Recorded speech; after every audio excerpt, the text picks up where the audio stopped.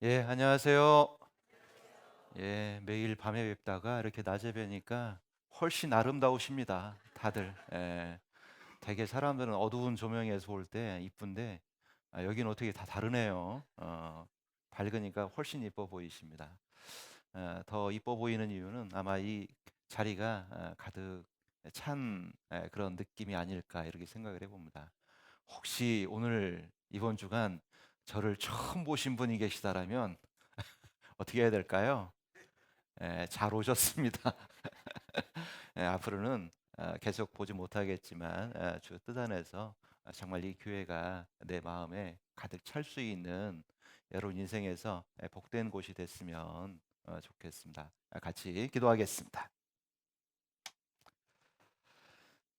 언제나 우리를 사랑하시는 고마우신 우리 아버지 하나님 참으로 감사를 드립니다. 우리를 많은 사람들 가운데서 불러서 구원해 주시고 주님의 몸된 교회 가운데서 귀한 성도들과 함께 살아갈 수 있도록 귀한 터전 주신 것 감사합니다. 이제 나머지 삶 우리를 구원하신 주님께 영광을 돌리는 중에 살아갈 수 있도록 도와주시옵나이다. 우리 중에 한 사람도 자기를 위해 사는 사람이 없다라고 말씀하셨던 것처럼 나머지 삶은 우리 자신이 아니라 우리를 위해 죽으셨던 그 주님과 그 복음을 위해서 나머지 삶을 살다가 주님 앞에 설 수 있도록 도와주시옵나이다. 또 한 주간의 말씀을 통해서 이번에 새로 구원함을 받은 분들이 있다라면 나머지 삶 주 뜻 가운데서 또 어떻게 살아야 될지 우리 마음에 교훈해 주시고 나머지 삶은 그 교훈을 따라서 순종하는 가운데 살 수 있도록 도와주시길 원하고 순종하는 중에 하나님 작정하신 복을 또한 경험하는 가운데 살 수 있도록 도와주시길 원합니다. 오늘 주일 불러 모아서 교제할 수 있는 귀한 시간 주셨으니 듣는 각 사람들의 마음을 주께서 붙잡아 주셔서 온전한 주의 말씀이 그 마음에 새겨질 수 있도록 도와주시옵나이다. 시작하는 시간입니다. 마치는 시간까지 도우시는 주의 도움이 우리 모두에게 크신 은혜 가운데 같이 할 것을 믿으면서 이 모든 말씀 우리를 구원하신 예수님 이름으로 감사하며 기도드렸습니다. 아멘. 예, 같이 성경 사도행전 16장 찾도록 하겠습니다. 사도행전 16장 30절로 31절입니다.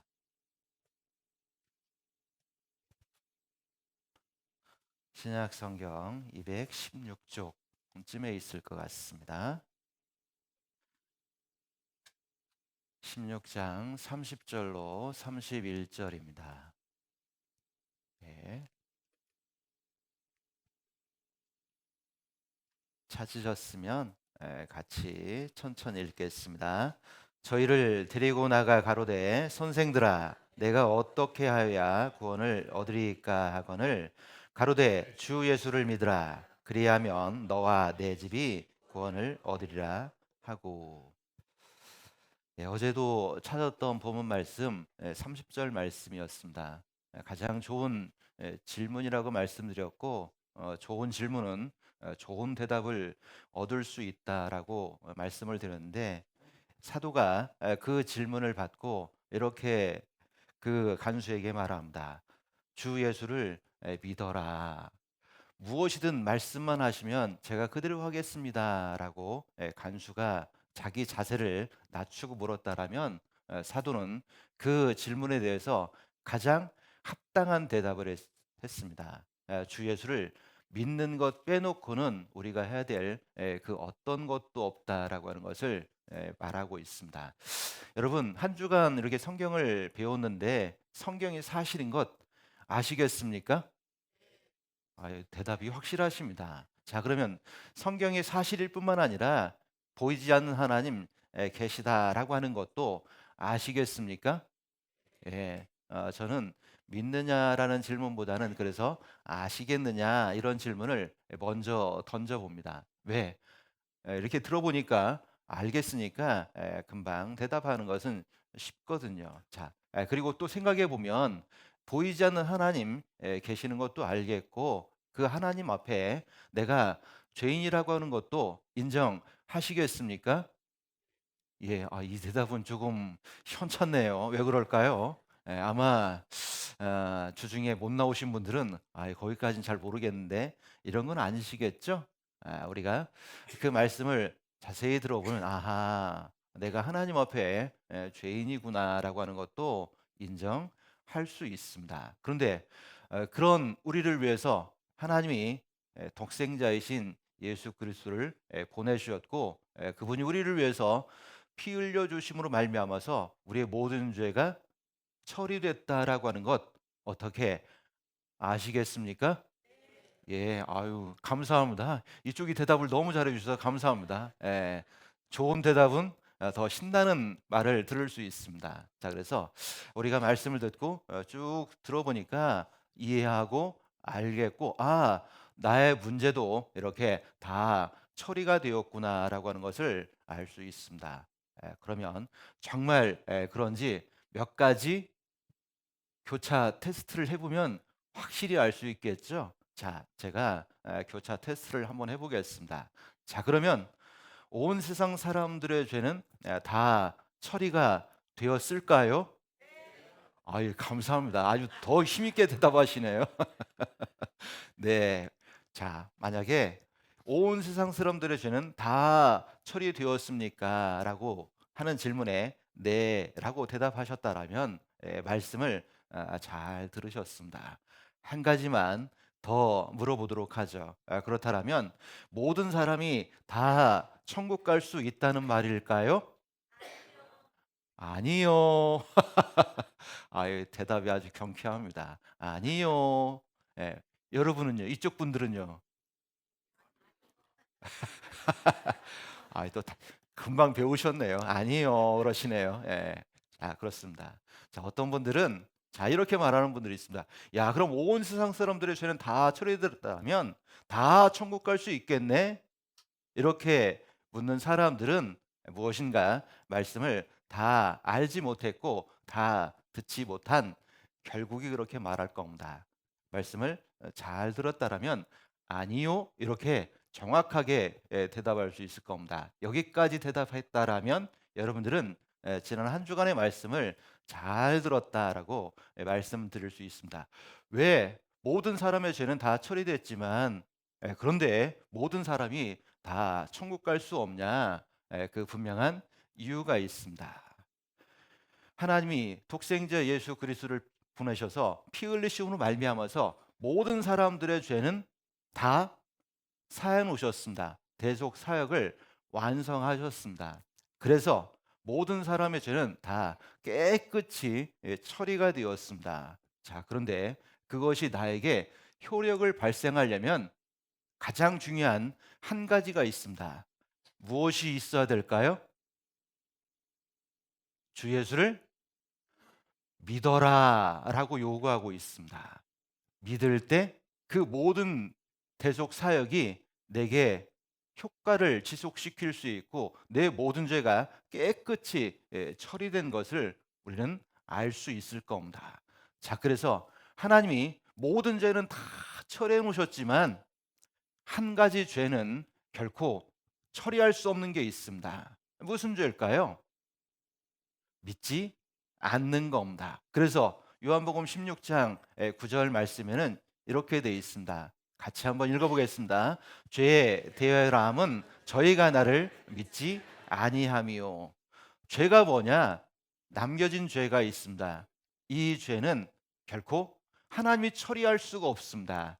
그 죄를 처리하기 위해서는 믿는 것을 빼놓고는 그 어떤 방법도 어떤 일도 존재하지 않습니다. 그래서 가장 좋은 방법은 주 예수를 믿는 것입니다. 열심이 없어서가 아닙니다. 많은 지식이 부족해서가 아니라 우리를 위해서 피 흘려 주셨던 그 주님을 믿는 것을 빼놓고는 우리가 할 수 있는 방법 그 어떤 것도 존재하지 않습니다. 그래서 믿어라, 믿는 것 이것이 가장 중요한 일입니다. 그런데 믿되 어떻게 믿어야 될까요? 마가복음 1장 15절 여기 말씀은 찾아보겠습니다. 마가복음 1장 15절입니다.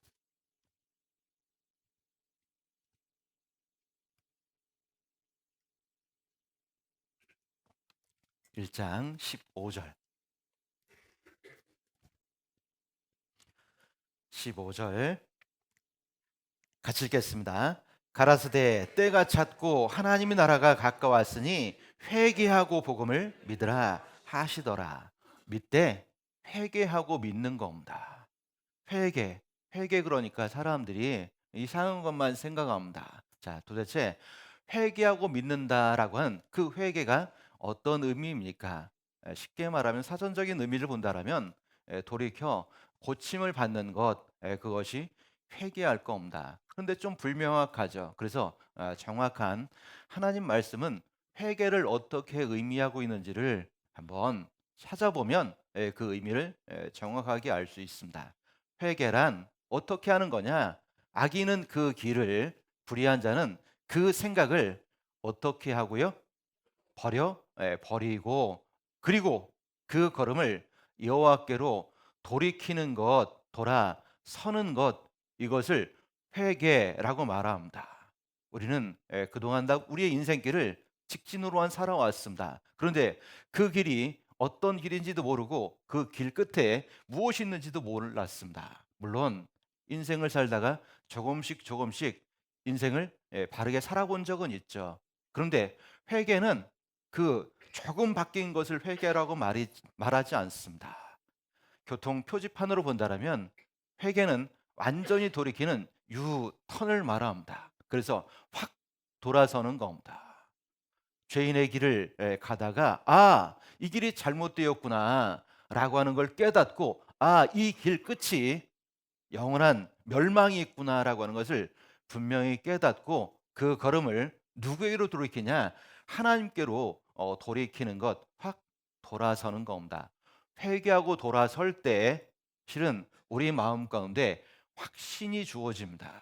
여러분, 회개에 대해서 많은 사람들이 오해합니다. 고작 이런 것들이 회개인 줄 압니다. 새벽마다 가며 울면서 눈물 흘리고 찔끔 눈물 한 방울 흘려놓고 마치 그것을 회개하는 것으로 생각할 수 있습니다. 자, 그런데 진정한 회개는 울며 후회하는 것이 아닙니다. 진정한 회개는 생활의 변화를 말하는 겁니다. 그래서 정말 구원받고 나면 사람들이 삶이 달라집니다. 전에는 정말 자기 마음대로 살았던 사람인데 어느 날 저 사람이 변했습니다. 그런데 왜 변했을까? 얘기를 듣다 보니까 이 사람이 뭔가 새로운 믿음의 계기를 갖게 되는 겁니다. 저도 그랬고 아마 이곳에 앉은 대다수의 분들이 그랬을 겁니다. 전과는 전혀 다른 삶을 살아가는 겁니다. 바로 회개는 진정한 생활의 변화를 말합니다. 그런데 이런 생활의 변화는 어떻게 변화가 일어날까요? 생각이 바뀌어야 됩니다. 내 생각이 바뀌면 완전한 생활의 변화가 일어납니다. 하나님에 대해서도 그리고 인생을 살아가는 것에 대해서도 그 생각이 바뀌면 완전히 다른 삶을 살아가게 됩니다. 자, 그래서 정말 구원받고 나면 가장 일어나는 많은 증거들이 있는데 실은 삶이 변하는 겁니다. 그리고 삶이 변할 뿐만 아니라 그런 삶의 변화 속에서는 또 다른 많은 변화들도 일어납니다. 첫 번째 일어나는 중요한 변화가 있습니다. 어떤 변화가 일어나냐? 요한복음 1장 12절 말씀에는 여기 믿는 것을 영접한다라고 되어 있습니다. 예수님 나를 위해서 해놓으신 그 사실을 나의 문제로 나의 것으로 그대로 받아들이는 겁니다. 영접하는 자, 곧 그 이름을 믿는 자들에게는 하나님이 무엇을 주신다고요? 하나님의 자녀가 되는 권세를 주십니다. 구원받을 때 가장 먼저 일어나는 변화가 있다면 우리는 하나님의 자녀가 되는 겁니다. 그래서 믿는 사람들이 기도할 때 하나님을 어떻게 부릅니까? 하나님 아버지. 때로는 또 다른 말씀에는 하나님을 아버지라고 부른다는 겁니다. 제가 아주 엄한 아버지 밑에서 자랐거든요. 다른 친구들은 아버지를 뭐라고 부르는지 아세요? 저 어릴 때도 아빠 이렇게 부르는 친구들이 있더라고요. 저는 어릴 때 한 번도 그렇게 불러본 적이 없습니다. 아버지, 이것도 부르기가 힘들었습니다. 왜? 아주 엄했기 때문에. 제가 나이가 들어서 나중에 그 아버지를 장난식으로 아빠라고 불러보긴 했습니다. 자, 아버지라는 호칭보다 아빠라는 호칭이 조금 어떻습니까? 친근하죠. 그런데 하나님을 아버지뿐만 아니라 그 아바가 아빠라는 뜻입니다. 하나님 우리에게 그렇게 가까운 존재가 됐던 겁니다. 그래서 하나님을 아버지 이렇게 부르면 하나님 어떻게 반응하실까요? 전에는 하나님을 아버지 그러면 하나님 그러셨을 겁니다. 얘가 왜 이래? 내가 언제 네 아버지냐? 이랬을 겁니다. 그런데 구원을 받고 딱 나오면 내 삶이 바뀐 게 아무것도 없는 것처럼 보이지만 하나님을 아버지 그러면 어떻게 하나님 반응하실까요? 하나님이 당장에 오냐 이렇게 해요. 들어보셨나 봐요. 아마 하나님 우리에게 당장에 그렇게 반응하실 겁니다. 왜 그러냐? 그래서 그리스도인은 항상 기도할 때 하나님 아버지 이렇게 기도하는데 왜 그렇게 되냐? 구원 받을 때 우리는 우리의 상태와 상관없이 모두 다 신분이 하나님의 자녀가 되는 겁니다. 자, 여러분들도 하나님의 자녀 되셨습니까? 자, 그런데 하나님의 자녀는 딸이 있을까요, 없을까요? 딸은 없습니다. 그러니까 딸이 없다니까 기분 나빠지시기 바랍니다. 하나님 안에는 모두 다 뭡니까? 아들만 있습니다. 왜 아들만 있냐? 하나님의 모든 것을 상속받는다는 의미에서 아들만 존재하는 겁니다. 그러니까 우리는 엄청난 변화가 일어난 겁니다. 우리는 하나님의 자녀가 되었습니다. 우리가 한 일은 믿는 것 한 가지였는데 많은 일들이 일어나는 겁니다. 자, 그런데 이 복음이 어떻게 깨달아졌을까? 내가 똑똑해서일까요? 내가 하나님 보시기에 다른 삶을 살아서일까요? 아닙니다. 자, 우리가 구원받을 때 또 다른 변화가 일어나는데 어떤 변화가 일어나느냐? 사도행전 2장 38절 같이 한번 읽어보겠습니다. 베드로가 가로되 너희가 회개하여 각각 예수 그리스도의 이름으로 세례를 받고 죄 사함을 얻으라. 그리하면 성령을 선물로 받으리니. 자, 여기 회개하여 그리스도의 이름으로 세례를 받고 죄 사함을 얻으면 하나님이 선물로 뭘 주십니까?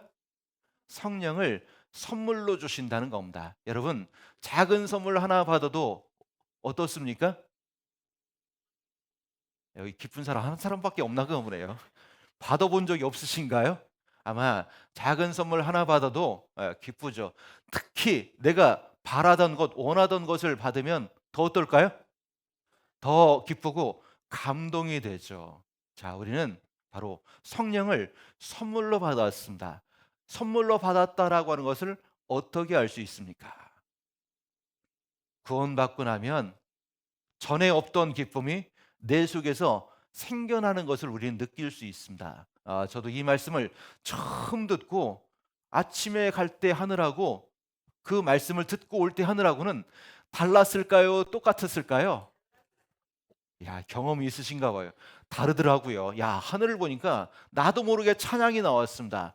나도 모르게 괜히 기쁜 마음에 나도 모르게 소리를 질렀습니다. 자, 왜 그러냐?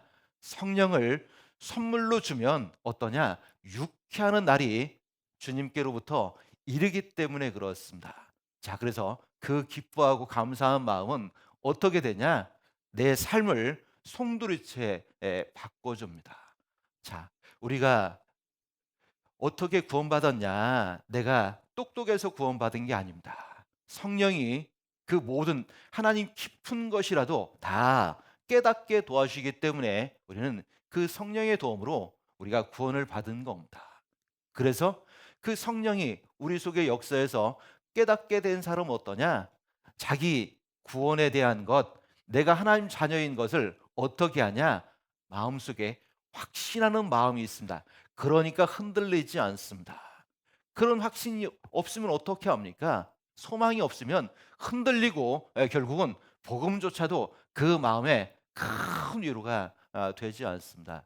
성령이 우리 속에 들어오면 복음을 깨닫게 하고 큰 확신 가운데 살 수 있도록 만들어주는 놀라운 변화가 있습니다. 그리고 성령은 또 한 가지 우리 신앙생활 가운데 어떤 역할을 하느냐, 여기 이런 역할을 합니다. 이 성령이 진리의 성령이 오시면 결국은 우리를 모든 진리 가운데로 어떻게 하신다고요? 인도하십니다. 말씀 속에 살다가 보면 하나님이 모든 진리 가운데로 인도해 가심을 삶 가운데 경험하고 살아갈 수 있습니다. 성령은 우리 속에 들어와서 지금도 그런 놀라운 역사를 하는 겁니다. 자, 그래서 죄 사함을 얻을 때 우리는 엄청난 선물들을 하나님께 이미 받고 있는 겁니다. 그래서 나머지 삶을 어떻게 살아가야 되냐? 그것을 전하는 삶을 살아가는 것이 필요합니다. 자, 왜 전하는 삶이 필요할까요? 그 사랑은 요한일서 2장 2절에 이렇게 기록하고 있습니다. 여기도 한번 같이 읽어보겠습니다. 저는 우리 죄를 위한 화목 제물이니 우리만 위할 뿐 아니요 온 세상의 죄를 위하심이라. 우리 죄를 위한 화목 제물일 뿐만 아니라, 그래서 우리뿐 아니라 누구까지를 위하신 겁니까? 온 세상 사람들에게. 나도 구원하셨지만 하나님은 모든 사람이 다 구원받길 원하고 이 진리를 알길 원하십니다.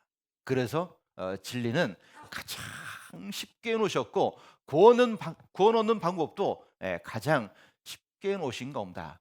들으면. 자, 그런데 들으면 되지만 듣기 위해서는 어떻게 해야 될까요? 가만 놔두면 들을 기회가 없잖아요.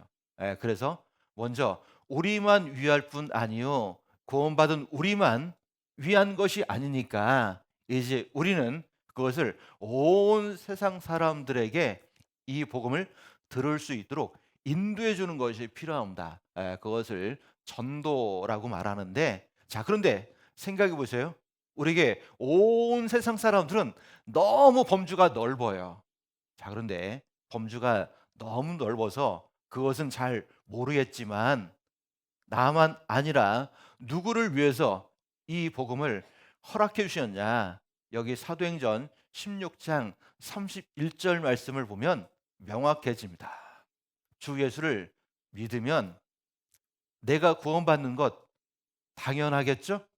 그런데 이 말씀에는 나만 구원받는다라고 돼 있는 게 아니라 너와 내 집이 구원을 얻으리라 이렇게 말씀하고 있습니다. 자, 그래서 온 세상 사람들은 잘 모르겠지만 나를 구원하신 하나님은 누구를 위해서 이 복음을 내게 허락해 주신 겁니까? 내 가까이 있는 사랑하는 사람들, 내 가까이 있는 나의 친구들, 그들을 위해서 이 복음을 허락해 주셨습니다. 자, 그러면 그들에게 구원이 전해지기 위해서는 어떻게 해야 될까요?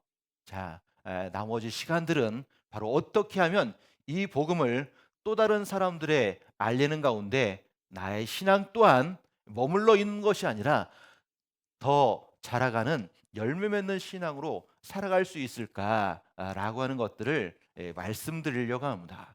그것이 하나님의 자녀된 사람들의 나머지 삶일 겁니다. 여러분 생각해 보세요. 아직도 교회가 이 땅에 존재하는 한 가지 중요한 이유가 뭡니까? 하나님이 이방인들 가운데 구원 얻는 수를 정해 놓으셨습니다. 물론 그 숫자가 얼만큼인지 우리는 알 수 없지만 그 숫자가 무엇을 보면 알 수 있냐? 마지막 때의 징조가 이루어지는 것을 보면 그 숫자가 얼마 남지 않았다라고 하는 것을 우리는 미루어 짐작할 수 있습니다. 자, 우리는 그 얼마 남지 않은 이 시대에 복음을 전하게 하기 위해서 지금도 교회가 존재하는 겁니다. 내가 지금 살고 있는 단 한 가지 이유는 너와 내 집이 구원을 얻으리라라고 말씀하셨는데 내 집, 가운데, 내 가까운 사람들 가운데 이 복음을 들어야 될 또 다른 사람들을 위해서 하나님 지금도 교회를 허락하고 계신 겁니다. 자, 그러면 내 주변 사람들과 내 가족들에게 복음이 전해지려면 어떻게 해야 될까요? 전도는 말로만 하는 게 아닙니다. 전도는 그보다 먼저는 빛과 소금된 삶을 살아가는 것이 먼저 전도의 가장 큰 간이 되는 겁니다. 자, 그러면 빛과 소금이 되는 삶은 어떤 삶일까? 성경 여기 한번 찾아가 보겠습니다. 성경 어디죠? 갑자기 생각이 안 나네. 빌립보서 1장 27절입니다. 죄송합니다.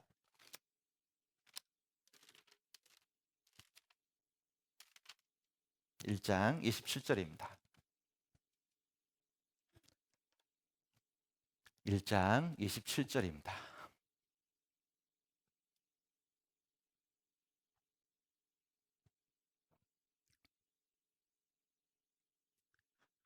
1장 27절 같이 한번 얘기했습니다. 오직 너희는 그리스도의 복음에 합당하게 생활하라. 이는 내가 너희를 가보나 떠나 있으나 내가 일심으로 서서 한 뜻으로 복음의 신앙을 위하여 협력하는 것과.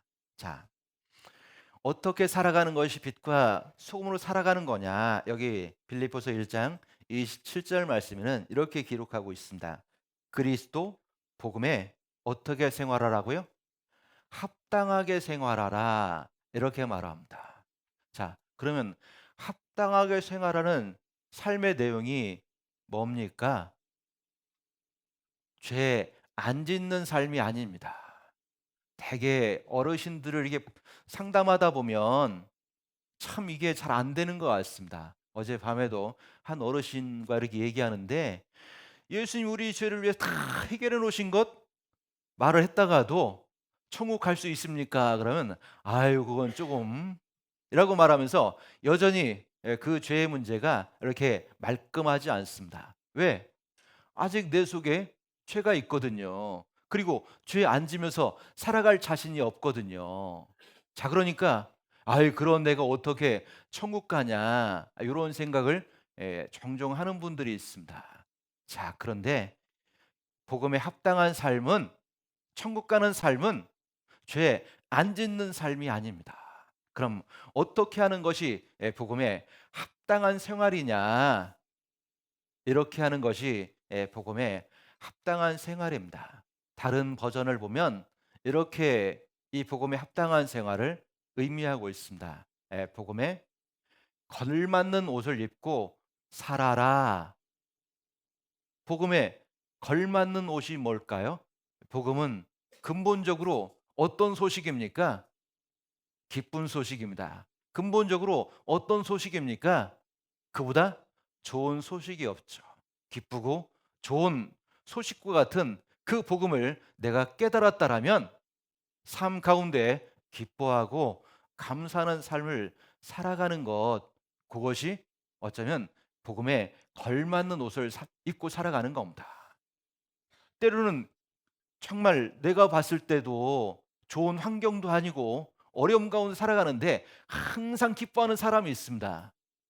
무슨 작은 일에도 어렵지만 항상 감사합니다. 이렇게 말하는 사람들이 있습니다. 만일 내가 구원받지 못한 상태에서 그런 사람을 바라본다라면 여러분 어떤 마음일까요? 야, 저 사람은 도대체 뭐가 맨날 좋냐? 나는 이렇게 힘들어 죽겠는데, 야, 저 사람 맨날 뭐가 그렇게 감사해? 불평할 게 이렇게 많은데. 자, 그런데 항상 그런 모습을 보면서, 야, 나도 저 사람 같았으면 좋겠다. 그러다가 그런 사람을 가까이 하게 될 때 물어볼 겁니다. 야, 넌 도대체 뭐가 그렇게 좋으냐? 너는 도대체 뭐가 맨날 감사하냐? 자, 바로 그럴 때 복음을 전할 수 있는 가장 좋은 기회일 겁니다. 자, 우리 구원받은 그리스도인들은 어떻게 해야 됩니까? 나에 관한 소망의 이유를 물을 때 그 대답할 것을 평소 잘 준비해 놓는 것이 필요하겠죠. 바로 그때 복음을 전하는 겁니다. 복음에 걸맞는 옷은 어떤 옷일까? 그래서 우리는 복음 안에서 새 사람이 되었잖아요. 새 사람의 옷을 입고 살아가는 겁니다. 그러면 새 사람의 옷은 어떤 옷입니까? 여기 골로새서 3장에 보면 새 사람에게 걸맞는 옷을 이렇게 몇 가지로 요약해 놓고 있습니다. 긍휼과 자비와 겸손과 온유와 오래 참을 옷 입고. 긍휼이 뭡니까? 그렇죠. 불쌍히 여기고 애틋하게 여기는 마음입니다.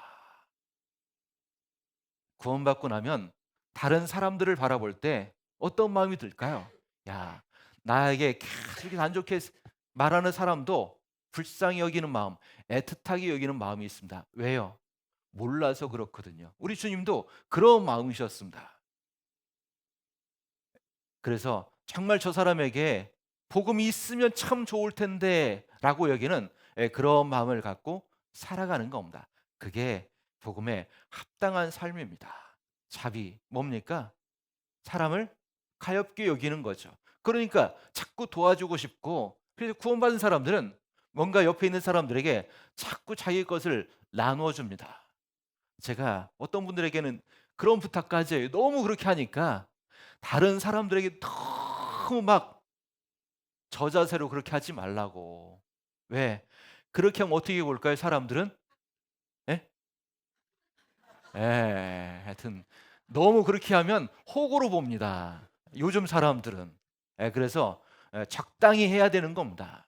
그런데 적어도 가여운 마음을 갖고 그들에게 진짜 필요한 것을 도울 수 있는 마음을 가질 때 그게 복음에 합당한 삶입니다. 그런데 그 사람이 다른 사람이 아니라 누굽니까? 내가 사랑하는 내 가족들을 그렇게 가엾게 여기는 마음을 갖는 겁니다. 그리고 겸손이 뭡니까? 자신을 낮추고 상대를 인정하는 마음이죠.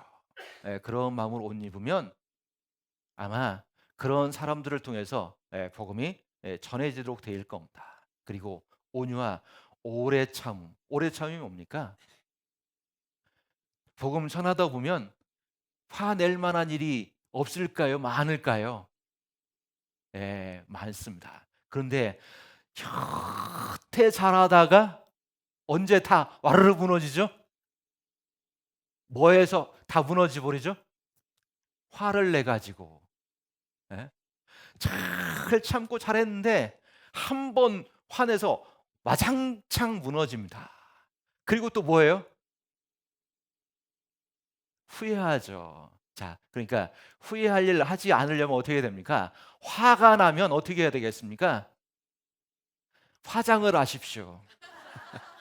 그러면 화를 안 내도록 되어 있습니다. 아시겠죠? 화가 날 때 얼른 꺼내서 화장 좀 하면서 마음을 좀 누그러뜨리십시오.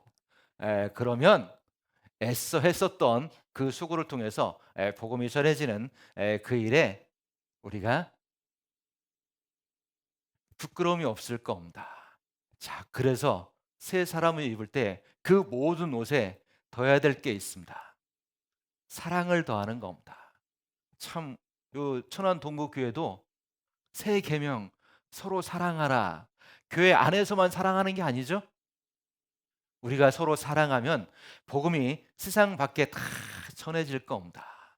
자, 그런 가운데 우리는 살아갈 때 어떻습니까? 이 복음이 나뿐만 아니라 내 가족, 온 세상 사람들에게 전해지는데 우리는 살아있는 그 목적을 이루면서 살아갈 수 있을 겁니다. 그걸 위해서 우리가 살아야 됩니다. 지금까지는 나를 위해 살았고 내 위주로 살았다라면 이제 나머지는 나를 위해서 죽어주신 그 주님을 믿는 믿음 가운데서 그 주님의 복음을 드러내는 삶을 살아가는 겁니다. 그렇게 살아가는 삶, 그런 하나님과 동행하는 삶을 네 글자로 말해보면 뭐라고 말할 수 있습니까? 그것을 뭐라고 말할 수 있습니까? 어떻게 하셨습니까? 신앙 생활이라고 말할 수 있습니다. 야, 참 똑똑하시네요. 그렇죠? 신앙생활이라고 말할 수 있습니다. 하나님과 동행하는 중에 하나님 보시기에 복음에 합당한 삶을 살아가는 것, 그게 신앙생활입니다. 그저 교회만 오고 그저 와서 무슨 일만 하는 게 신앙생활이 아니라 모든 삶 가운데 하나님과 동행하는 신앙생활, 그게 가장 중요한 신앙생활의 핵심이라고 하는 것을 우리가 아셔야 됩니다. 자, 그러면 신앙생활 가운데서 가장 중요한 생활이 뭘까요? 학생에게 있어 가장 중요한 생활이 어떤 생활일까? 일까요? 이 학생이 가정 생활도 참 잘해요. 엄마 일도 도맡아서 하고 아빠 심부름도 참 시키지 않아도 알아서 착착 하고 동생들도 참 잘 봐줘요. 가정 생활을 너무 잘해. 빼놓을 게 없어. 거기다가 또 아울러서 무슨 생활도 잘하냐? 사회생활도 너무 잘해. 친구들이랑 먼저 발벗고 달려나가서 다 도와주고 막 먼저 합니다. 참 좋은 학생이죠? 그런데 이 학생이 딱 한 가지 문제가 있습니다. 학교를 잘 안 가려고 하네. 자, 그러면 이런 자녀를 둔 어머님은 걱정할까요? 걱정이 하나도 없을까요? 걱정하죠. 물론 가정생활 조금 못해도 되고 친구생활 조금 원만하지 않아도 됩니다. 물론 그렇다고 해서 나쁠 필요까지는 없지만, 그런데 그런 중에 조금 부족하지만 정말 학교 생활을 충실히 하면 어떻습니까? 점차 변하겠죠. 교육의 목적이 결국 그런 거니까. 자, 그래서 학생의 가장 중심은 학교 생활인 것처럼 신앙 생활의 가장 중심은 어딜까요? 어딜까요? 교회 생활을 잘해야 됩니다. 교회 생활. 자, 그래서 신앙 생활의 가장 중심은 교회 생활을 잘하는 겁니다. 자, 그러면 교회 생활을 잘 하려면 첫 번째 알아야 될 게 뭘까요? 교회가 도대체 무엇이 교회냐라고 하는 것을 정확하게 이해해야 됩니다. 이걸 잘 이해 못하면 이렇게 말하시는 분들이 있습니다. 야, 똑같은 하나님 믿는 거 아니냐? 그럼 아무 데나 가면 되고 아무 데서나 말씀 들으면 되지 않겠냐? 혹 못 가면 그냥 인터넷도 잘 되니까 그냥 집에 앉아서 말씀 들으면 되지 않겠냐? 이렇게 말씀하시는 분들이 있습니다. 자, 건강한 겁니까? 건강하지 않은 겁니까? 건강하지 않은 겁니다. 자, 그래서 교회 생활 그럴 때 가장 중심은 교회가 무엇인지부터 알고 시작하는 것이 첫 번째입니다. 자, 그러면 교회란 무엇일까요? 교파라든지 이런 건물, 이런 걸 교회라고 말하지 않습니다. 자, 종종 그렇게 말하시는 분 있잖아요. 야, 우리 교회 멋져. 이번에 새로 건축했는데, 야, 강당도 얼마나 좋은지 몰라, 우리 교회. 우리는 그냥 습관적으로 교회를 이런 건물에다가 비유를 하기도 합니다. 그리고 또 대한민국 사람들은 꼭 교회 다닌다고 하면 꼭 물어보는 질문이 뭡니까? 어느 교회 다니냐라고 물어보고, 또 어느 교회라고 말하면 또 물어보는 게 뭐죠? 그렇죠. 교단이 어딥니까? 또 물어봅니다. 자, 그래서 그걸 교회라고 생각합니다. 자, 그런데 그것은 교회가 아닙니다.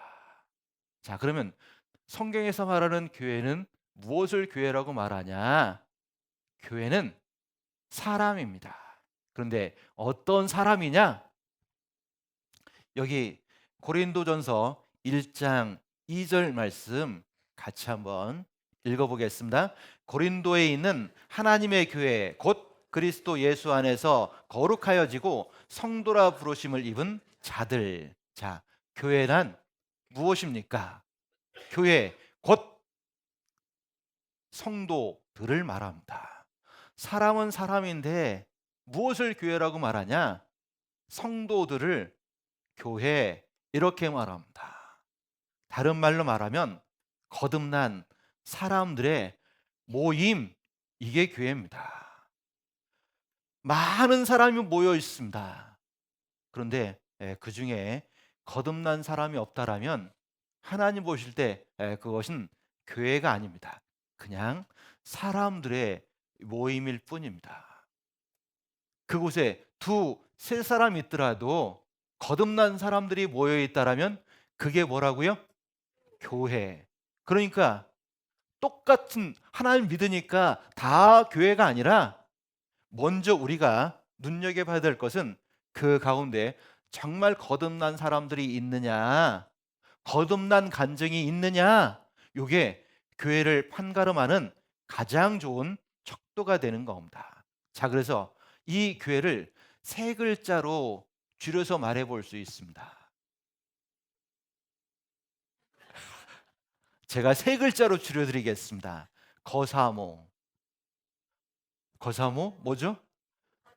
아, 그렇죠. 거듭난 사람들의 모임, 이게 교회입니다. 자, 여기 거듭나지 않은 분 안 계시죠?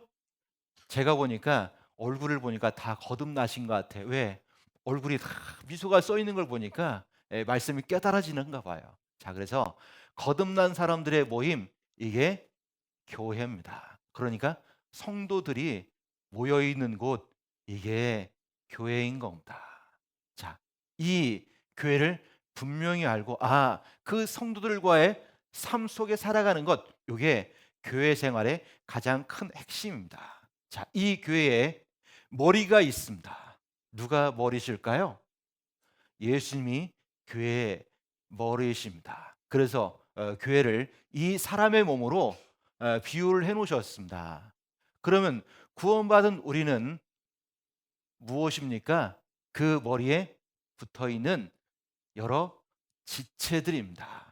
지체, 사람 몸의 지체도 여러 지체가 있잖아요. 때로는 보이는 지체도 있고 보이지 않는 지체도 있습니다. 때로는 귀하게 쓰임 받는 지체도 있고 때로는 가장 어두운 곳에서 굳은 일 가운데 있지만 드러나지 않는 지체도 있지만 그 모든 것을 일컬어서 뭐라고 말하냐? 교회인 겁니다. 자, 이 교회를 구성하고 있는 가장 귀하신 분들 한번 옆에 한번 쳐다보시죠. 뒤에도 한번 봐주시죠. 야, 이분이 바로 교회 가장 중요한 곳에 계신 분들입니다. 아시겠죠? 우리는 그분들을 귀하게 여겨야 되는 겁니다. 자, 그 가운데서 우리는 어떻게 되냐? 자라가는 게 필요합니다. 교회 가운데 있으면 열매를 맺으면서 자연스럽게 자라가도록 되어 있습니다. 자라간다는 게 뭡니까? 예수 그리스도의 은혜를 더욱 알아가는 겁니다. 그래서 말씀을 들을 때마다 야, 나를 위해서 우리 주님이 해주신 것이 이렇게 크구나. 복음을 들을 때마다 다시 한번 제 마음 가운데도 항상 일깨워집니다. 똑같은 말씀이 아니라 그 속에서 우리의 은혜가 더욱 자라가는 것. 그래서 교회 가운데 잘 머물러 있으면 장성한 신앙이 되는 겁니다. 자, 그래서 교회 생활 가운데 가장 중심이 뭡니까? 요한복음 15장입니다.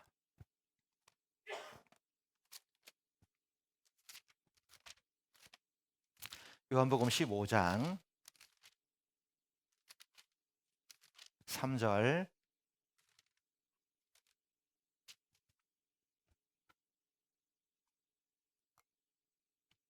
3절 제가 읽겠습니다. 너희는 내가 일러준 말로 이미 깨끗하였으니 4절 같이 읽겠습니다. 내 안에 거하라. 나도 너희 안에 거하리라. 가지가 포도나무에 붙어 있지 아니하면 절로 과실을 맺을 수 없음 같이 너희도 내 안에 있지 아니하면 그러하리라. 내 안에 거하라. 그 안에 거할 때 절로 과실을 맺는 겁니다. 절로 성장하도록 되는 겁니다. 그래서 우리는 교회 생활 제일 첫 번째 뭡니까? 붙어 있는 겁니다. 교회에 항상 붙어 있는 겁니다. 그런데 많은 신앙인들이 구원받았다라고 말하기도 했지만 어느 순간 붙어 있지 못하는 경우가 종종 있습니다. 한번 더듬어 보십시오. 천안 동부도 이곳에 교회당을 마련하고 그 이전부터 교회가 옆에 있었지만 그때부터 복음을 계속 전했을 겁니다. 그중에 많은 사람들이 말씀을 들었고 많은 사람들이 구원받았다라고 말했을 겁니다. 그런데 놀라운 일은 뭡니까? 세상에 많은 모임에는 구름대같이 모이지만 정작 이런 집회를 하면 구름대같이 모여들지는 않습니다. 그중에 몇 사람이 참석하죠.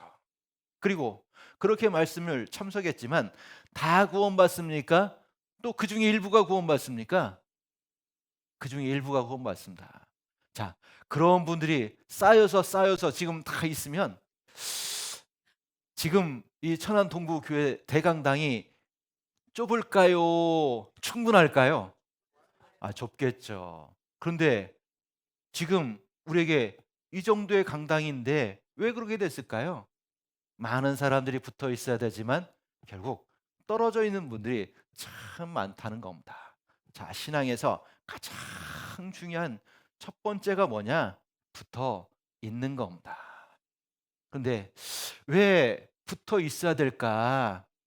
붙어 있지 못하게 하는 많은 도전들이 찾아오기 때문에 그렇습니다.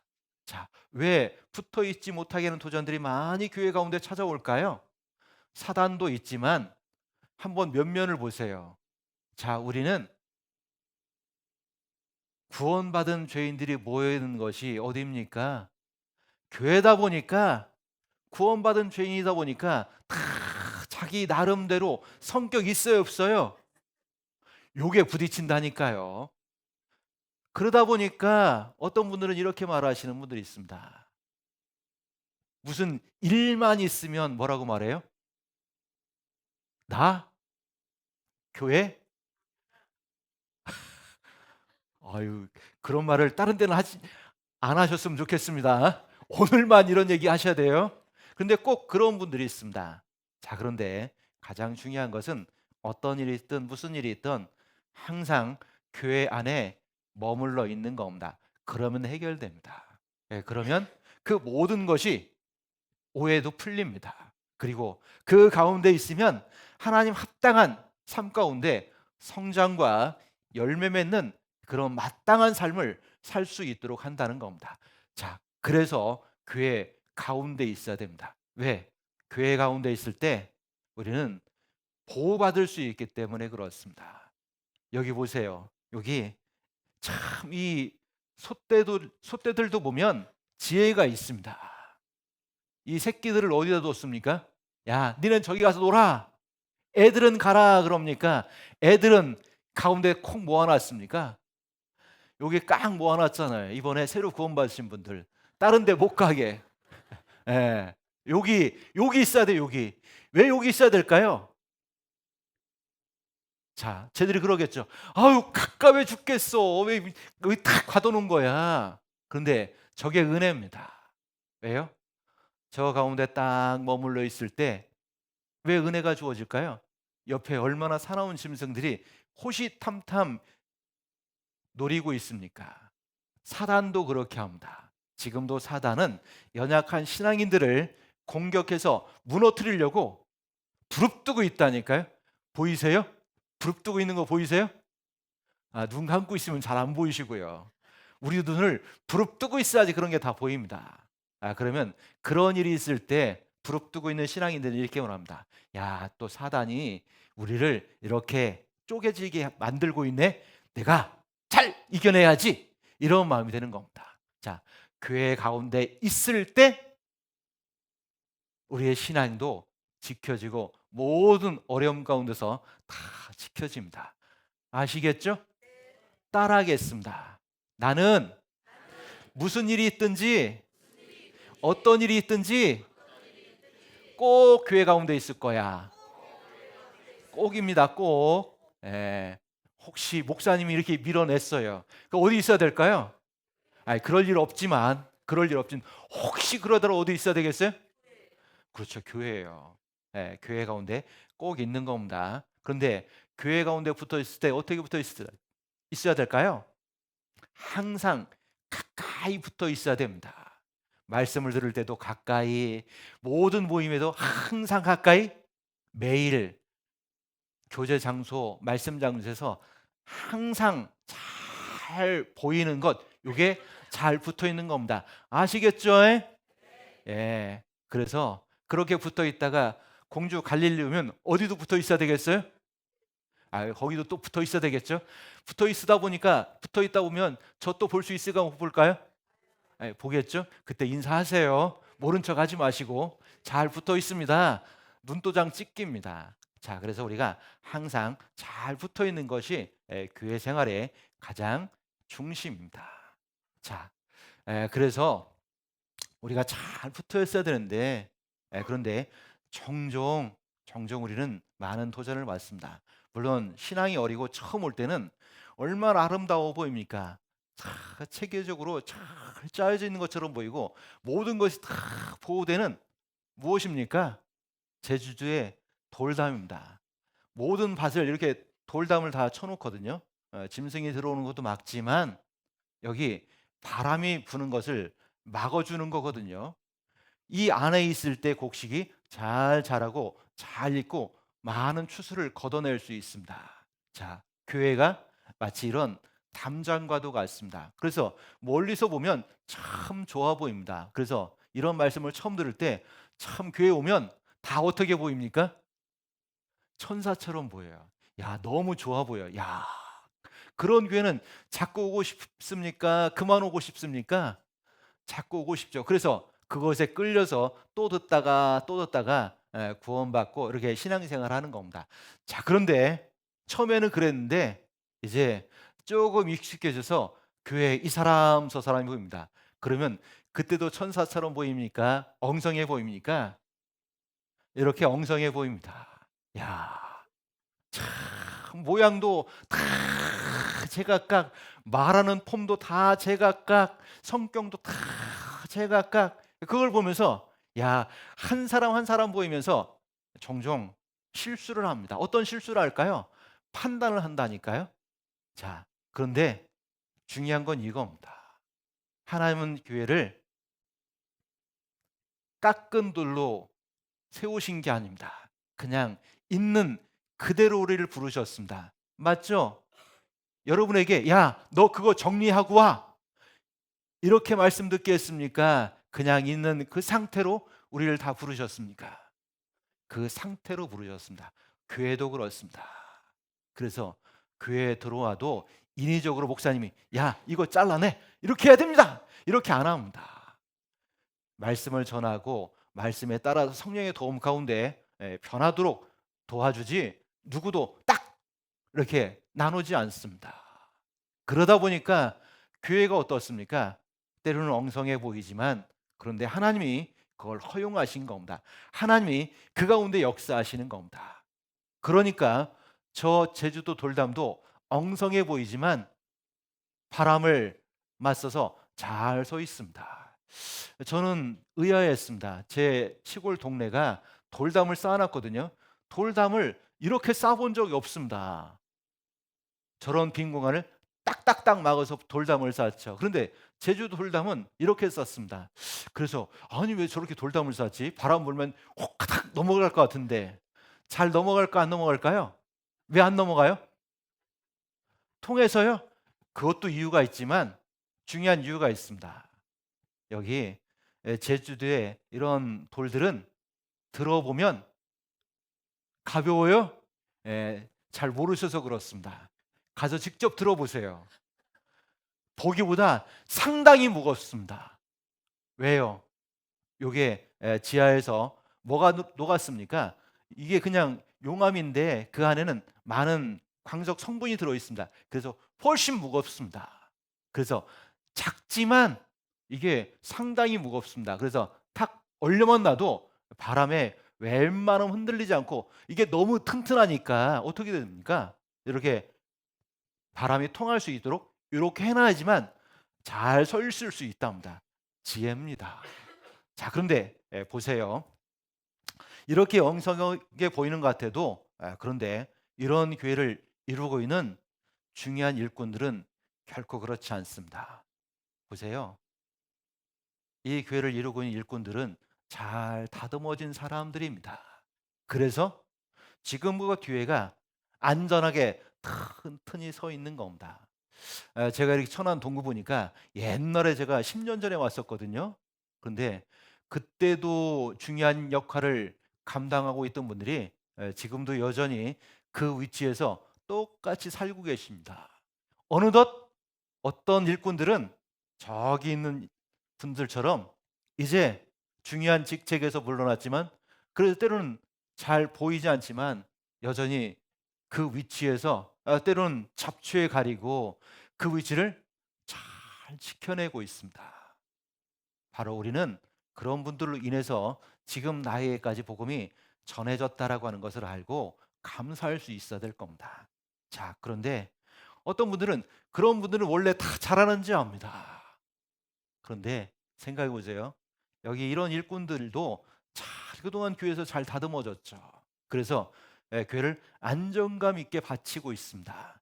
자, 그런데 겉은 괜찮은 것처럼 보여도 다 어떻습니까? 나름 그 안에 내상 하나쯤은 다 가지고 있습니다. 지금 막 어떻게 됐습니까? 금이 막 가서 달랑달랑 붙어 있는 상태로 있는 경우도 있습니다. 그럼에도 불구하고 자신을 아끼지 않고 수고하는 일꾼들이 있습니다. 여기 천안 동부에도 그런 일꾼이 있죠? 우리는 그런 일꾼들이 있다라고 하는 것, 그걸 감사해야 됩니다. 바로 이런 일꾼들 때문에 교회가 잘 세워지죠. 여러분 모두가 이런 일꾼이 돼야 될 겁니다. 그런데 우리 교회는 감사한 것이 그런 분들만 있는 게 아니죠. 그리고 그런 분들만 있는 것이 아니라 중간에도 정말 깨어있는 신앙인들이 참 많습니다. 곳곳에서 그래서 그런 분들이 봉사를 해주고 있습니다. 참 감사합니다. 자, 그런데 그런 일꾼들 중에 종종 이런 일꾼들도 있습니다. 이런 성도들도 있습니다. 저는 이런 성도를 분위기 메이커라고 말씀드립니다. 예. 가끔 어떤 분들은 아이고 저런 분 없었으면 좋겠다 이렇게 말하시는데, 천만의 말씀요. 그런 분도 교회 가운데 종종 있어야 되는 이유가 있습니다. 왜? 분위기 메이커거든요. 왜 분위기 메이커입니까? 북유럽 사람들은 오래전부터 청어를 즐겨 먹었습니다. 그런데 청어를 잡아오는 어부들은 이 청어를 좀 비싸게 팔려면 육지까지 살려서 오는 건데 그게 어렵거든요. 왜? 청어라는 놈은 이게 성격이 급해가지고 금방 죽어버립니다. 살려서 올 수가 없는 겁니다. 그러니까 많이 잡아도 가격을 많이 잡지 못하는 겁니다. 그런데 한 할아버지 어부는 이 청어를 육지까지 살려서 오는 겁니다. 도대체 비결이 뭘까? 물어봐도 안 알려줍니다. 그 알려주겠어요? 영업 비밀을? 여러분 같으면 당연히 안 알려주죠. 그런데 그 할아버지가 어느 날 돌아가셨습니다. 그래서 어떤 경쟁 상대인 어부가 서둘러서 그 할아버지의 배를 높은 값을 주고 샀습니다. 도대체 이 할아버지가 비밀이 뭘까 조사하기 시작했습니다. 그런데 그 물고기를 넣는 뚜껑을 뚝 열고 보니까 거기에 메기가 살고 있네요. 이 메기는 얘들을 다 잡아먹는 애인데 얘를 왜 넣었을까? 왜 넣은지 아세요? 거기에 청어를 다 넣어놓으면 청어들이 잡아가지고 올 때까지 어떻게 할까요? 막 도망치느라고 이러느라고 어떻게 할까요? 신경을 바짝 쓰고 있는 겁니다. 다른 애들은 성격 급해가지고 이렇게 하다가 죽는데 얘들은 그런데 신경 쓸 데가 없어. 그걸 피하고 막 도망 다니느라고 정신을 바짝 차리고 오다 보니까 어디까지 살아서 오는 겁니까? 육지까지 비싼 값에 팔았다 합니다. 자, 그래서 그 어부가 마침내 비밀을 알았죠. 자, 우리에게 왜 이런 분위기 메이커가 필요할까? 이런 분위기 메이커는 종종 위도 찌르고 옆도 찌르고 또 누구도 찔러요? 정말 수고하는 일꾼들, 그런 일꾼도 막 찔러요. 그래서 막 교회를 힘들게 해요. 성도를 아프게 해요. 그런데 왜 있습니까? 뭐 하라고요? 기도하라고요. 그리고 그런 분위기 메이커들을 통해서 때로는 교회가 든든해지기도 합니다. 더 견고해집니다. 그러니까 또 어떤 분이 큰 감동을 얻었어요. 야, 나는 교회 분위기 메이커가 돼야 되겠다. 이러면 돼요, 안 돼요? 안 되겠죠. 자, 이렇게 하다가도 돌이켜서 삶의 변화를 일으키고 정말 교회 가운데 귀하게 쓰임 받는 그런 일꾼이 돼야 될 겁니다. 자, 그런데 교회는 꼭 이런 분들만 있는 게 아닙니다. 자, 이제 새롭게 태어난 많은 신앙인들이 있습니다. 자, 그런데 참 얄미운 신앙인들이 가끔 있습니다. 어떤 신앙인들이 있습니까? 여기, 자, 요 신앙인 보이시죠? 뭐 하는 신앙인이에요? 아무것도 책임을 안 져. 그리고 딱 이렇게만 해요. 야, 집회 있다고 해서 뭐 집회가 있는지 없는지 뭐 참석할 생각도 안 해요. 물론 참석 안 하는 거 뭐 그 대단한 그게 뭐 잘못했다는 게 아니라 모든 것에 그래요. 그리고 딱 언제만 옵니까? 썬데이 크리스찬처럼 주일날만 땅 왔다가 어떻게 하십니까?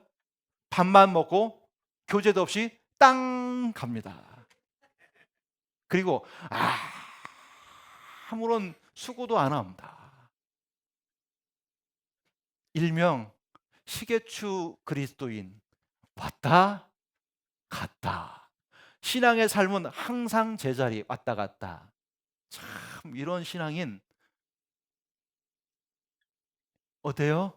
근데 꼭 이런 신앙이 뭐라고 그래요? 식사하면서 꼭 뭐라고 그래요? 이렇게 한다니까. 아유, 오늘 몇 구역에서 이거 식사 당번한 거야. 왜요? 아이, 그게 왜 이렇게 짜? 이 나물 왜 이렇게 맛이 없어? 이런 판단만 하십니다. 자, 그런 그리스도인이 아니라 우리는 어떻게 해야 될까요? 비록 처음에는 무엇인지 몰라서 이거 어디 갔지? 그렇죠. 이렇게 살다가 점점 이렇게 다듬어지고 그리고 나중에는 이렇게 교회 가운데 귀하게 쓰임 받는 그런 신앙인들이 되어야 될 겁니다. 자, 나도 그렇게 되어야 되겠죠? 꼭 그렇게 됐으면 좋겠습니다. 자, 그런데 저런 다듬어진 신앙인 처음부터 저렇게 될까요? 아니요, 결코 그렇지 않습니다. 여러분, 몽돌 해수욕장에 가보면 돌들이 다 어떻게 생겼습니까? 맨들맨들 동글동글합니다. 저 몽돌은 처음부터 몽돌이었을까요? 처음엔 안 그랬을까요? 처음에는 제각각 깨진 돌이었을 겁니다. 그런데 그것이 어느덧 서로 다갈리면서 서로 부딪히면서 어떻게 된 겁니까? 맨질맨질한 돌로 변화가 된 겁니다. 교회는 그런 곳인 겁니다. 뭔가 부딪힘이 있다라고 하는 것, 왜 부딪힐까요? 상대가 잘못됐을까요? 내가 변할 부분이 있는 걸까요? 내가 변할 부분이 있는 겁니다. 자, 그것이 언제 일어나냐? 바닷물이 들어왔다 나갔다 하면서 아름답게 깎여 나갑니다. 그래서 저도 제일 좋아하는 소리가 있습니다. 여러분도 한번 들어보시죠. 파도 소리 좋아하는 게 아닙니다. 요 소리 좋아합니다.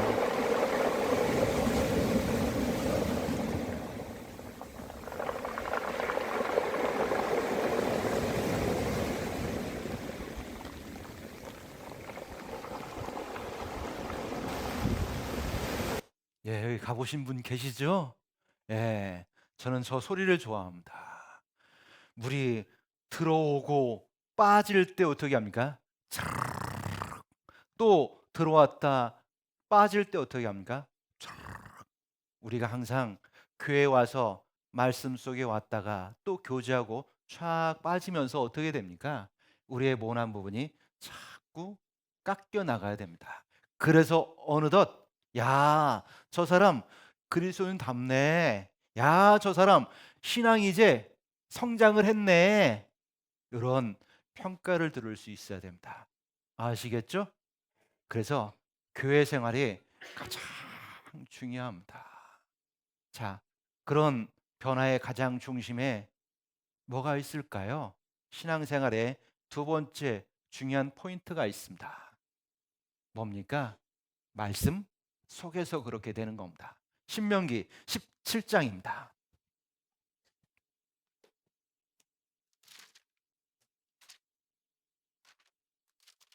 신명기 17장 19절입니다.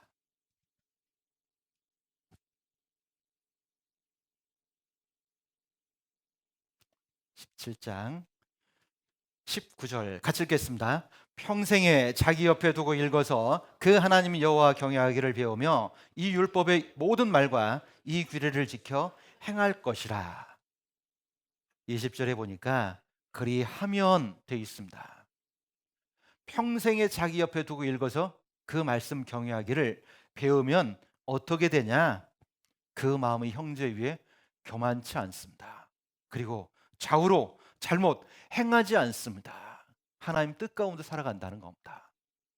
내가 평생 두고 읽은 그 말씀이 내 삶을 변화시키도록 되어 있습니다. 그래서 두 번째 신앙생활의 가장 핵심은 말씀과 교제 생활에 부지런한 겁니다. 그래서 모든 그리스도인의 한 해의 가장 큰 계획 가운데 하나가 말씀을 가까이 하는 계획이죠. 말씀을 읽는 것과 올 한 해 정말 말씀에 참여하는 그 일에 게으르지 않게 어떻게 참석할지 그 계획을 세우는 것이 가장 중심일 겁니다. 신앙생활의 첫걸음도 바로 거기서부터 계획을 해야 될 겁니다. 제가 아는 그리스도인은 정말 성경을 1년에도 몇 독씩 합니다. 진천에 있을 때도 그랬고 김해 있을 때도 그렇고 동해 있을 때도 어떤 신앙인들은 그 신앙을 생활하는 가운데 있어서 성경을 읽는 것을 가장 그 앞에 두고 살아가는 사람들이 있습니다. 그런데 어떤 신앙인들은 다른 것에는 적극적인데 성경 읽는 것에는 대면대면한 분이 있습니다. 그러면 안 됩니다. 가장 중요한 게 뭐냐면 말씀과 교제를 같이 하는 겁니다. 평생에 자기 옆에 두고 읽어야 될 게 뭐냐? 말씀입니다. 그랬더니 어떤 분이 평생에 자기 옆에 두고 읽으려고 성경을 준비했대요. 내 성경을 준비했대요. 아, 그래요? 준비했어요? 어떤 성경 준비하셨어요? 그랬더니 여기요. 어? 그렇죠. 평생 둘 수는 있겠네요. 그렇죠? 왜? 저 정도면 목걸이에서 걸어도 될 테니까. 그런데 평생 둘 수는 있는데 두는 것이 중요한 겁니까? 읽는 게 더 중요한 겁니까? 읽는 것이 훨씬 중요합니다. 성경은 사는 게 중요한 게 아니라 사서 읽을 때 내 성경이 됩니다. 그래서 저는 이렇게 새로 구원받은 분들을 위해서도 성경 사주기보다는 성경을 살 수 있도록 잘 안내해주고 그 다음에 진짜 그분을 위해서 내가 뭘 해주고 싶다 그러면 성경보다 더 큰 걸 해주시라고. 뭘 해주시면 될까요? 아유, 그렇죠. 기도도 좀 해주시고 그리고 노트도 좀 사주시고 그래서 많은 것들을 같이 해서 말씀을 듣게 하는 것이 더 필요할 겁니다. 자, 여기 자기 옆에 두고 읽을 수 있는 좋은 성경이 있습니다. 물론 저 프리셉트 성경은 이미 절판이 돼서 구할 수 없습니다. 그런데 지금도 서적부에 가면 큰 글 성경들이 얼마든지 준비되어 있습니다. 아마 여기 서적부도 준비되어 있을 겁니다. 그 성경을 읽으면 좋습니다. 왜? 평생 두고 읽어야 되니까요. 제가 옛날에는 이거보다 폰트가 작은 걸 읽었거든요. 젊을 때는 잘 읽어지더라고요. 지금은 그런 거 보면 눈이 아파요. 그래서 지금 저도 글자가 좀 크거든요. 이 정도 크기는 돼야지 평생 두고 읽을 수 있습니다. 그래서 성경을 가까이 하는 것이 필요합니다. 왜? 신앙생활의 모든 변화는 성경을 통해서 오니까요. 자, 그래서 우리가 말씀을 듣다가 또 좋은 말씀을 읽다가 거기서 멈추지 말고 좋은 것은 반복하는 게 필요합니다. 그래서 어떤 신앙인들은 들었던 말씀을 계속 반복하고 저장해 놨다가 꼭 그런 일이 있을 때 다시 꺼내서 들어봅니다. 그런 말씀 우리에게 아주 유익합니다. 자, 그리고 그렇게 말씀을 가까이 하는 가운데 왜 우리가 교제가 필요하냐? 어떤 분들은 그래요. 이 교회는 맨날 모이라고 그래. 예? 왜 이렇게 많이 모여? 근데 모이는 이유가 있습니다. 여러분 살다가 보면 어떻게 됩니까? 이렇게 담장이 무너지는 것처럼 마음이 무너져 내릴 때가 있습니다. 그러다 보면 신앙생활조차도 너무 부담이 되고 뭔가 힘이 안 날 때가 있습니다. 자, 어떻게 이것을 넘어갈 수 있을까요? 그러면 많은 분들이 이렇게 말합니다. 야, 나 이 문제만 해결되면 내가 그때 나갈게. 그러면 그때가 올까요, 안 올까요? 안 오시더라고요. 그럼 어떻게 해결할 수 있을까요? 저것을 홀로 있다라고 해결되는 게 아닙니다. 어떻게 고침 받아야 되냐? 교제에 오는 겁니다. 그래서 교제는 종종 정비소 같은 곳입니다. 너무 문제가 많았습니다. 힘들었습니다. 그래서 마음에 오늘은 그냥 집에 가야 되겠다. 그런데 나도 모르게 발걸음이 교제로 왔습니다. 그래서 교제 와서 앉았는데 그날 유독 교제 앉았는데 어떤 마음이 듭니까? 괜히 왔다. 아니면 오길 잘 왔다. 오길 잘했다. 이런 마음이 훨씬 많이 듭니다. 저도 그랬습니다. 마음이 너무 힘들고 몸도 힘들었습니다. 오늘 구역 모임 가지 말고 집으로 가야 되겠다. 그런데 마음에 자꾸 갈등하면서 나도 모르게 어느덧 교제 모임까지 왔습니다. 그리고 아무 기대 없이 앉았습니다. 그런데 한 형제님의 간증을 통해서 그날 전해지는 말씀을 통해서 내가 이걸 들으려고 왔구나 라는 마음에 오길 잘했네. 그리고 집에 돌아가면서 무슨 다짐을 하죠? 다음에도 꼭 빠지지 말고 와야 되겠다. 그런 마음이 듭니다. 그래서 우리는 항상 교제에 가까이 있는 것이 필요합니다. 아시겠죠? 힘들어질 때 가지 말까 갈까 고민될 때 어디로 오셔야 된다고요? 교제가 있는 곳, 그곳으로 발걸음을 옮기면 후회하지 않으실 겁니다. 혹시 후회되고 손해봤으면 저한테 전화하시기 바랍니다. 제가 그 손해를 보상을 해드리도록 하겠습니다. 근데 제가 이렇게 약속드리는 이유는 그런 손해를 누구도 안 보기 때문에 말씀을 드리는 겁니다. 아시겠죠? 자, 그래서 교제는 정비소 같은 곳입니다. 하나님이 우리의 마음을 성령을 통해서 치료를 해주십니다. 그리고 왜 교제 가운데 있어야 되느냐? 교회 가운데 있어야 되냐? 전기차가 갑자기 노란 거북이가 들어올 때가 있습니다. 모든 기능들이 뭔가 느려지면서 이게 제대로 동작을 안 합니다. 무슨 증상이죠? 전기가 다 떨어져 간다는 겁니다. 이걸 무시하고 계속 있으면 어떻게 됩니까? 고철덩어리 됩니다. 신앙인이 그렇습니다. 뭔가 신앙생활 하다가 거북이 등이 들어오는 것처럼 뭔가 선한 일에도 열심을 내기 싫고 뭔가 하자고 해도 자꾸 핑계도 대고 그리고 뭔가 해보려고 해도 자꾸 이거 할까 말까 자꾸 뭔가 하고 있습니다. 재고 있습니다. 자, 그게 뭡니까? 신앙의 노란 거북이가 지금 깜빡깜빡하고 있는 겁니다. 그때 어떻게 해야 됩니까? 얼른 와야 된다니까, 얼른. 어디로 얼른 와야 됩니까? 교회는 충전소와 같습니다. 우리가 성령 안에서 그 능력을 행할 수 있도록 하나님이 쭉 부어주십니다. 그래서 여기 사도 바울도 교회 가운데다 부탁한 게 뭡니까? 야, 굳은 마음으로 주께 붙어 있어야 된다. 에? 그리스도인은 항상 굳은 마음으로 주께 잘 붙어 있을 때 하나님이 힘있게 역사하실 겁니다. 아시겠죠? 왜 우리가 그렇게 살아야 됩니까? 우리는 이 시대의 마지막 주자로서 복음 전할 부탁을 받은 사람들입니다. 그 복음에서 끝까지 신앙을 경주하고 살아가야 될 텐데, 그러려면 교회 가운데 붙어 있고 말씀을 통해서 충분한 말씀을 들어야 될 겁니다.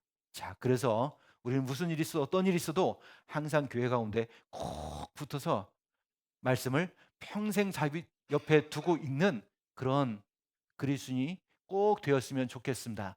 아시겠죠? 자, 그러다가 다시 만날 때 기쁨의 교제를 더욱 나눌 수 있었으면 좋겠습니다. 열심히 살다가 만나면 교제할 게 훨씬 많거든요. 그런데 잘 못 살다가 만나면 어때요? 가까이 가는 것이 자꾸 어려지잖아요. 그래서 이번 기회가 됐으니까 다음에는 더 힘있게 만날 수 있도록 모든 곳에서 하나님 앞에 합당한 삶을 잘 살 수 있었으면 좋겠습니다. 아시겠죠? 예, 꼭 그런 그리스도인이 되었으면 좋겠습니다. 같이 기도하겠습니다.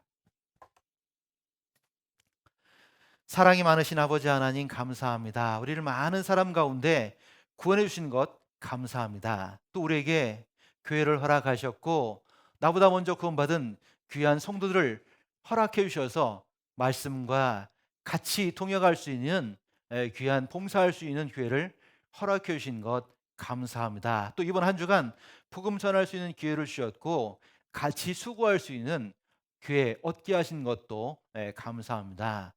이번 성경 강연의 기간 동안 몇 영혼이 말씀을 들었고 또 그 말씀이 그 마음에 심겨진 귀한 영혼들이 있을 겁니다. 주님 오시는 그날까지 교회 가운데 잘 가는 가운데 살다가 주님 앞에 설 수 있도록 도와주시기 바랍니다. 우리 모두가 하나가 되어서 주님 일에 더욱 열심을 낼 수 있는 귀한 교회가 될 수 있도록 도와주시기 바랍니다. 우리 목사님을 중심으로 해서 더욱 교회가 하나가 되고 귀한 일꾼들을 위주로 해서 더 교회가 힘있게 복음을 위해서 살 수 있는 귀한 교회가 될 수 있도록 도와주시기 원합니다. 나머지 삶도 온전한 주의 뜻 가운데 부탁을 드립니다. 인도하시고 보호해 주는 가운데 주의 뜻이 우리 가운데서 든든히 이루어지기를 원하면서 이 모든 말씀 우리를 죄 가운데서 구원하신 예수 그리스도 이름 받들어 감사하며 기도드렸습니다. 아멘. 예.